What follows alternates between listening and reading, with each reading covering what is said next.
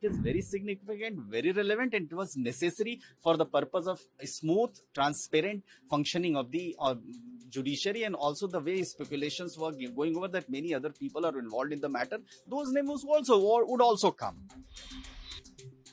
Whose cash was this? For what purposes the cash was given? How many other people are involved? Since he has admitted the motion, although he had the power even to refuse the motion, but he has admitted means he is convinced that there is some allegation.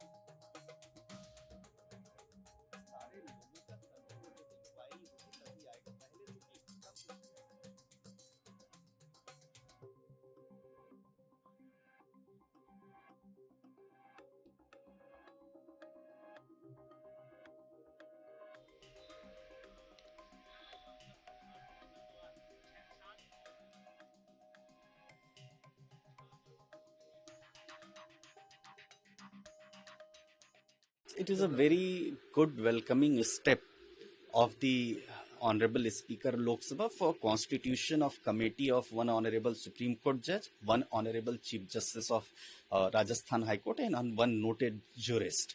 See, look, just the way the allegations were labeled and cash were found from the residence of official residence of Honorable Justice Yashwant Burma. There was many talks going on the corridor that ultimately how a detailed inquiry would be conducted, that those how whose money was there, for what purposes the money was given, who were the other accused person. That was only possible when the motion is passed in the parliament, and after that the inquiry is under the Judges Inquiry Act. Inquiry committee is constituted, and inquiry committee submits a report. So it's a significant move, and it's a welcoming move also. And the moment inquiry report would be submitted to the honorable speaker, then the further action would be taken in that matter. So it is very significant, very relevant, and it was necessary for the purpose of a smooth, transparent functioning of the judiciary, and also the way speculations were going over that many other people are involved in the matter. Those names also would also come.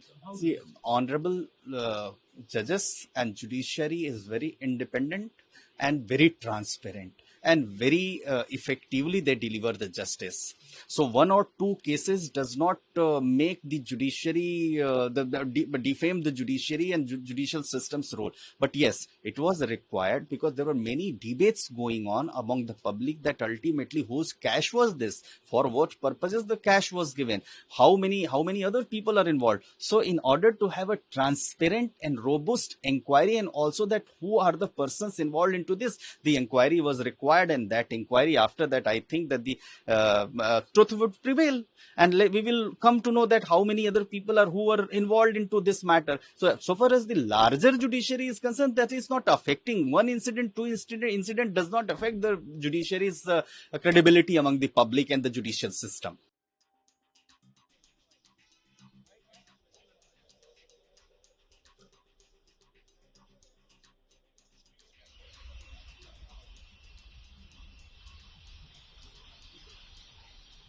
The impeachment motion in any case was supposed to go to him, and he has to apply his mind in the beginning to opine whether prima facie is there any substance in the allegation or not. So that, I think, exercise has already been done, since he has admitted the motion, although he had the power even to refuse the motion, but he has admitted means he is convinced that there is some allegation. But we should not form any opinion at this stage, because this is only an initiation of process. these proceedings under the Act are like a trial in the court. So now the committee has been constituted, and the committee will go into the entire allegation. Charges will be framed just like we have charges in the court. And then there are lawyers who are appointed from both the sides. The honorable judge has an option to engage a lawyer. The committee will have a lawyer who are going to press charge. And then principle of natural justice has to be complied with. The evidence will be adduced. Cross-examination of the witnesses is also permitted. The committee has a right to summon their own witnesses if they want to. So therefore, and then after that, once the evidence is adduced, then a decision is taken and a report is prepared by the committee. Then the report is tabled before the parliament. So, sir, recently, Yashwant Verma has opposed the Supreme Court for claiming that he was not get a fair trial in the matter. Yes, How do you see his point of view? I think, that challenge was challenged to the in-house committee of the Supreme Court.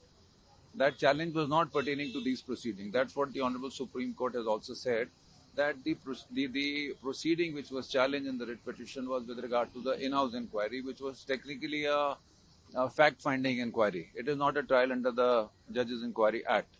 So those proceedings were different. I don't think that the disposal of the writ petition will have an impact on the investigation which will be conducted by the inquiry committee now.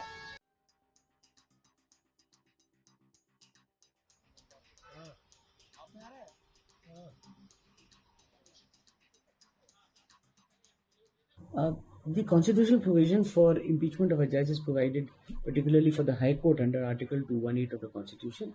On a finding of impeachment and action being given for a motion, the same is accepted by the Speaker. On such acceptance by the Speaker, committee is constituted under the Judges Inquiry Act. The committee constitutes of 3 members and basically has a nominee of the Chief Justice of the Supreme Court, the Chief Justice of the High Court, and an eminent jurist. This particular committee is supposed to frame charges against the judge concerned for whom impeachment is sought, and on such finding of the charges and the necessary inquiries being made, the necessary action and the finding is made by the committee. 3-man committee वो committee जांच करके अपना report submit करेगी. समिति का गठन किया गया. लॉ यही है, जुडिशियल इंक्वायरीज एक्ट के तहत एक कमेटी बनानी है, 3-man कमेटी. वो कमेटी जांच करके अपना रिपोर्ट सबमिट करेगी. वो रिपोर्ट जो है सो हाउस में प्लेस होगा और उसके बाद नियमतः कार्रवाई की जाएगी. 2/3 मेजोरिटी से पास होना है, वो पास होगा.